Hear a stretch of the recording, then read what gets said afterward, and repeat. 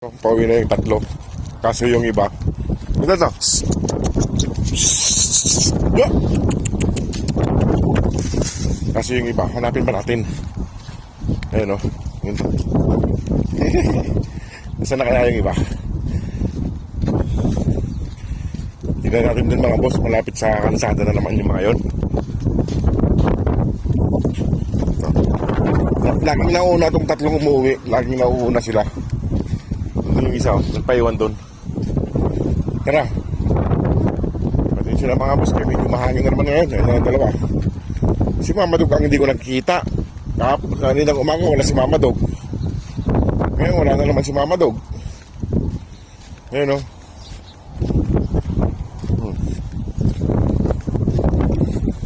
Nasaan ang mama nyo? Pagkahapon wala si Mama Dog ah. Tignan ko lang dito mga mo si mama nila kung nandito. Wala si Mama Dog ah. Ayun. May pilay si Mama Dog na pilay. Pilayan na naman si Mama Dog. Pasyal kasi ng pasyal eh. Ayun o. Ilawin natin mamaya. Pinalina na kayo. Mga boss, magandang hapon po sa inyo lahat. Pilay na naman si Mama Dog na pilayan na naman. Kaninang umaga kasi wala, ang aga-aga niyang wala rito eh. Baka nasa agli na naman o kaya binato na naman yan. Ayun o. Halina! Madog! Yung lagi nagpupisto yung isa. Yo! Ayun o. Lagi mo dito siya eh. Ay ka ay.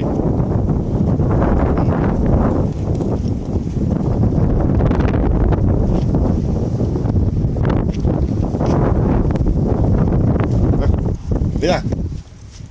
Ba't ano nangyari sa'yo? Ha? Dahil kang pan. Dahil kang nagpapaiwan. Lagi nagpapaiwan sa mga boss.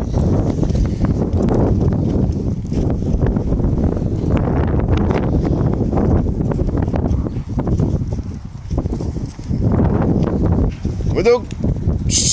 May pilay ka na naman. May pilayan ka na naman dyan. Kaya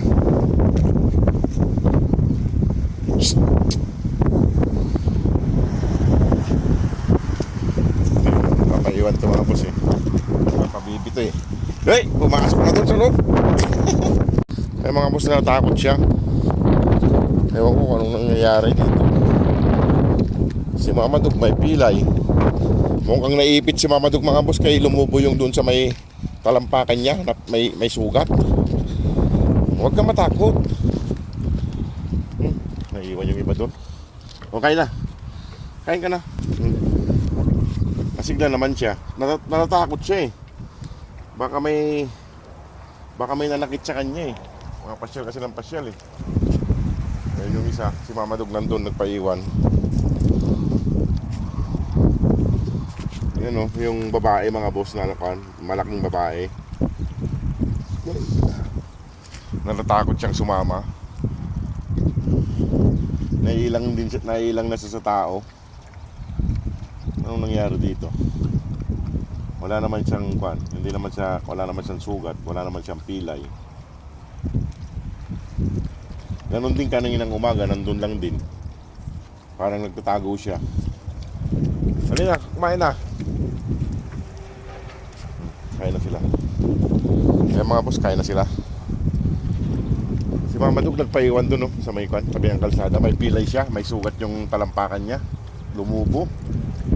Kaninang umaga kasi wala siya eh. Ang aga-aga nilang umaalis eh. Siguro may nanakit dito sa isang papis kaya natakot. Pero matakaw naman kumain no, yun no. Matakaw naman siya kumain. Si Mama Dog pilay.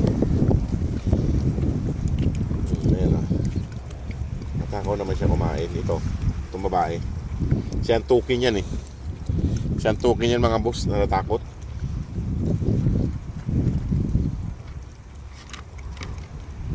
Ba't yung kinain mo? Ito. Baka natatakot siya sa lalaki. Kaaway niya kasi yung lalaki mga boss eh. Yung lalaki tapos eh.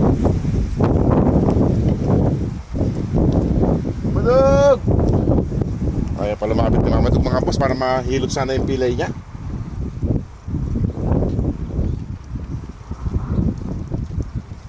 Huwag iwalay kayo. Oo, boss. Ayan siya.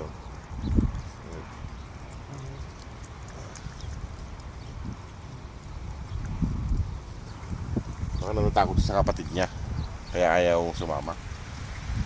Ang dami kasi pagkain dito. Gusto nyo sama-sama kayo eh.